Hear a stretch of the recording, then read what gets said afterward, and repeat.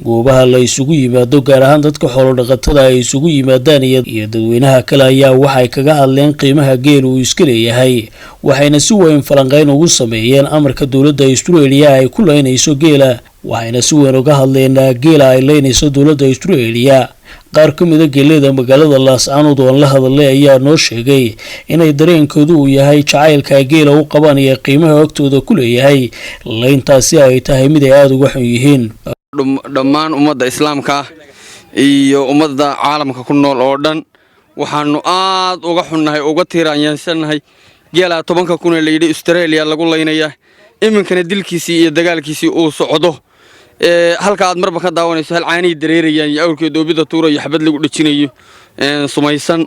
aad baanu arinta uga xunnahay Soomaaliduna geeli meel ay u gasho baylaado dagaal baanu ugu jiraaba saan u ururin lahayn abaar baa naga dhameysay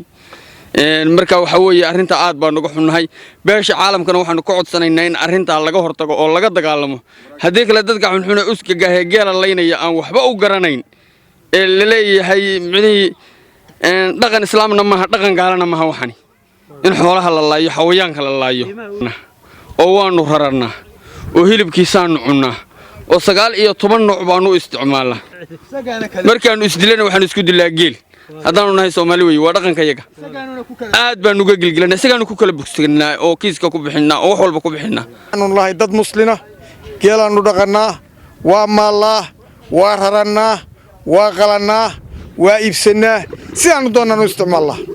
annaga ilaahay baa abuurtay raxmadda u shuba awsku cunaa naqu cunaa biyuhu cabbaa waxba nama yeelo barwaaqaanu ka qaadnay bashashaanu ka qaadnay liibaan baanu ka qaadnay marka aad iyo aad baan uga xunnahay arintaas dawladdaas Australia cawaanka ay ku hadlayso oo adduunka ka dhaadhicinayso marka annagu arinta aad baan uga xunnahay waa ka soo horjeednaa ma ogolin salaamu calaykum geelu qiimuhu wuxuu u leeyahay qiimo aad u fara badan hadda awrtaas waa 30 milyan yaa naga siisanaya xagaanu ka helaynaa yaa sidaasaanu iibsanaa u qalanaa ku dhaqanaa oo runtii aad igu noqotay wax la yaab leh iyo naxdin waanan habeenadan ka baseexanba anigu horta taariikh ahaan waxa ay nin geel leh markii horena geel jira ku barbaaray aad ula yaabay niman leeyahay Australia oo gaala ah oo cawaana oo waxa weeye geeli leynaysa oo diyaarada ku duqeynaysa oo la leeyahay nin walba intuu u dilo buu lacagteeda leeyahay ba waxay igu noqotay arrin aad u yaab badan oo u naxdin badan waxa isu keeni weyday anigoo inta geel raadinaya waxaan ka codsan lahaa dawladda Soomaaliya in ay codsi u dirto dawladda Australia maraakiibta qarashkeedana la bixiyo geela halka lagu leynayo lagu diyaaradu ku duqeynayana la soo raro sidii ay nooga faa'iideysano oo waartay qiimo badan inoogu fadhiyo oo maartay wuxuu ahaa wax aad inoogu qiimo badan oo waxa weeye wax kasto nin kasto oo wax kasto aad doonayso inaad qof ku samarsiiso ama aad ku sharafto waa geel wax kasto oo aad qof aad jeceshahay aad ku soortane waa cunto geel weey marka ama caanaha ahaato ama cad ha ahaato bal xuquuqda eeyga way u doodaa oo ka bisada way u doodaa kii ilaahay karaameeyay waxa